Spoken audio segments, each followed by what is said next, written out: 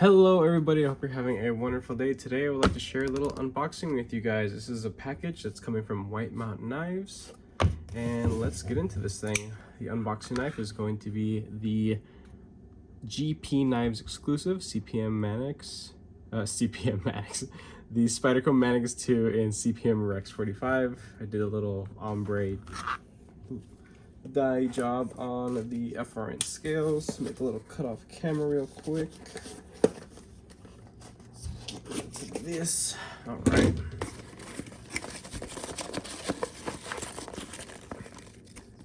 Nice blue little box, nothing else in there. Let's go ahead, get through this packaging here. Throw that away. A little QC pass.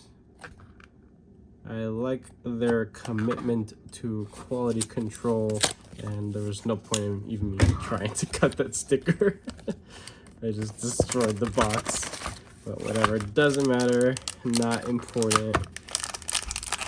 Here we have the crossbar lock edition of the Migron Moyarl. I first saw this as a picture on Instagram in its prototype form, and here is the final production run. It is still available. There are 3 different variations, different blade colorway. What are they doing? Oh, satin on the other 2 colors. So there's an OD green, and then there's a blue with silver hardware, silver blade, and then this is the all blacked out with silver hardware. And they all share the titanium pocket clip. I'm not the biggest fan of all blacked out, but that's what this has. All right. This thing is really, really oily, and I'm sure a lot of people have experienced similar things when unboxing overseas production knives during the winter time, or at least the colder months. Things are just drenched in oil to protect it during the process of shipping and things like that. The blade material on here is 14C, which is awesome. I love that blade material. Nothing to really complain about.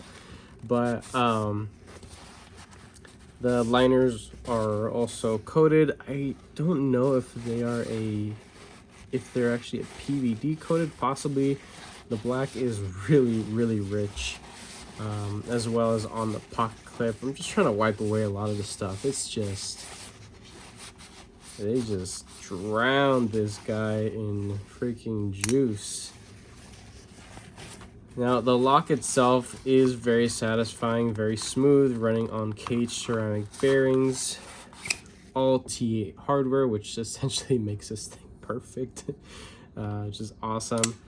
And I don't think that this is actually much bigger than the original Moyarl, maybe a tiny bit larger, but you still have that very simple utilitarian forward blade shape that is just, it's incredible. The tip is right in line with the pivot, which is awesome. You're able to get down and use it a whole lot easier than a lot of other designs out on the market.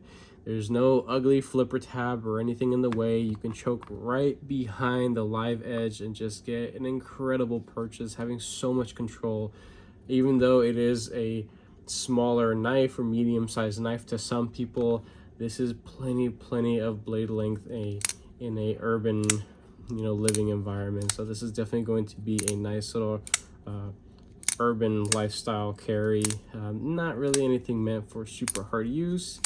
It doesn't feel delicate by any means. Even the tip is a little bit thicker than most average, pocket knives. But yeah, let me just give this thing a little look over. The scales, they look contoured, and maybe my eyes are just messed up, possibly, or maybe it's just that well rounded off and chamfered, but it almost looks like it's actually contoured. I don't know. You guys, just have as much of a good guess as I have, but looks like the back spacer might also be micarta, or that could just be G10 as well. At least they include a back spacer. That's cool. It's half length. You cannot feel the live edge through the back, and you cannot pick it out You can't feel the tip through there. Excellent. I love that. Take a look at this nice and simple little pocket clip. Unfortunately, it is not reversible, which is honestly really terrible and honestly a shame, because this is an ambidextrous style of locking mechanism and lefties should be able to enjoy something like this. I'd understand if maybe doing a filler tab or some other way to engineer or just design threads on the other side and maybe poke a couple holes, maybe that costs too much. But honestly, me as a right-handed individual, I would want lefties to be able to enjoy this as well, or people that may just like to carry a secondary knife, or left carry just cuz. If I had the choice of sacrificing a nice, essentially perfect titanium pocket clip for maybe a wire pocket clip or a bent steel pocket clip, to be able to, for lefties to be able to enjoy this model as well, honestly, I would make that call. I would do that, myself personally, if I was a part of the design team or the marketing team, because I mean, this is such a wonderful, simple blade shape, and it's coming at a really good price. It's about $60. The original Miguron Moyaro was around $50, and there are so many different colorways.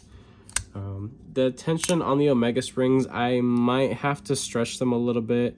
They don't have varying tensions similar to a clutch lock or what CMB made knives is doing. As an example, on the Predator that I recently unboxed, the new variation of the Predator has varying tension for the springs, which is really cool.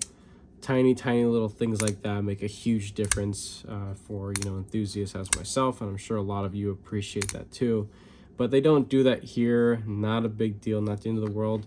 But at least my particular unit, it's just right under the level of tension that I enjoy, but I can get around it. It's a light blade. Everything feels really well tuned for the most part.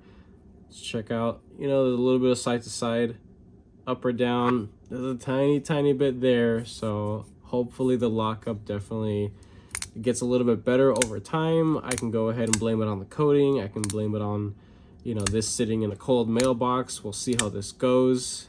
I do have high hopes, because a lot of stuff that I have seen from Miguron, while I have not handled many things from Miguron, really I've only ever heard good things, and I've seen good things. But at least for me, this was a relatively confident purchase, just based off how much I loved the original Moyaro. It was an excellently made, budget beater knife, and when this thing finally came to production, I was like, you know what? Why not? This is a cool idea. I like it. So nothing really too crazy here, but definitely some stuff that I do like to see. Having a captured pivot, it's closed on the show side. TA access, steel hardware all the way around, which is excellent. The middle titanium pocket clip. You do have steel liners with large holes for weight relieving. We can go and do a couple size comparisons. Then we'll take the weight, check the edge from the factory. There's still a lot of oil just in the scales. I'm gonna have to take some actual Clorox wipes or something to really move some of that stuff out of there, because it just feels really slick and kind of gross feeling. But here we have the Civivi Vision FG, the Civivi Elementum. So it's definitely more the size of the FG, which is excellent. I know the original was a tad bit smaller, I believe. We have Spyderco Native 5. Something a little bit bigger. This is the WE Praxis. So definitely in between the sizes of these two comparisons here. What else do I have in my collection that's a good size comparison? Let me see. Nah, not too many people have that. I mean, really not not a whole lot. I mean, I can show the Predator. CMB Bay Knives Predator. Is a little bit longer. Usable blade length is close, but the Predator's, of course, just a little bit bigger. How about this guy right here? I haven't shown this off in a little bit. The Devo Knives Buzz. So it is on point. It is exactly the same length as a Devo Buzz. So if anybody has a Buzz, there you go. There's that. And that's really about it, I guess. Let's go ahead and take the weight. I really do want to stretch those springs now, because I'm used to such, stronger springs on this, style of lock. 3.4, not a big deal. Would have been a little more impressive if it was a little bit lighter, but yeah, it's all right. Doesn't feel crazy by any means. Let's go ahead and we get a piece of paper.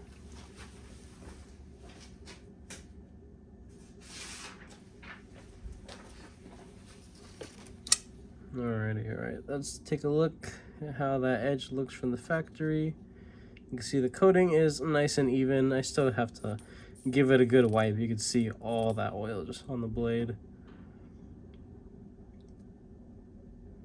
But their 14C28N, it's excellent stuff. I mean, I put some of the stupidest edges on my original Miguron, Mayorl, and that was my gardening knife. Like, I was going through like hard stemmed stuff in the yard, and it shrugged everything off. I do remember that I had gotten a couple little chips, so it would roll more than it would chip, which I'm cool with rolls. Rolls are fine.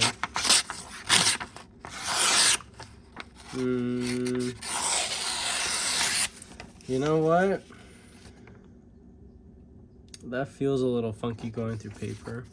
I mean, it's good for the most part, but it feels slick. I think they kind of did what Civivi does and might have overstropped the edge. It almost looks like yeah, that's a really harshly stropped edge. Whatever, it's not a big deal. I'm just gonna go ahead and sharpen it right now. I don't even care to have this edge on here as is, because I know the potential of this blade with the stock thickness and how they heat treat it. I know it's 10 times better than what that poor example was. But yeah, so I mean, kind of mixed first impressions, at least for me. They over finished the edge. The Omega springs are definitely on the weaker side. Can I whip it? Okay, you can also see the blade kind of jumping out. On really all my other stuff, they don't do that. So this is definitely on the weaker side. I think I might have some extra springs. I might end up using the springs that came on my, what is it called, my Towser K from Kaiser.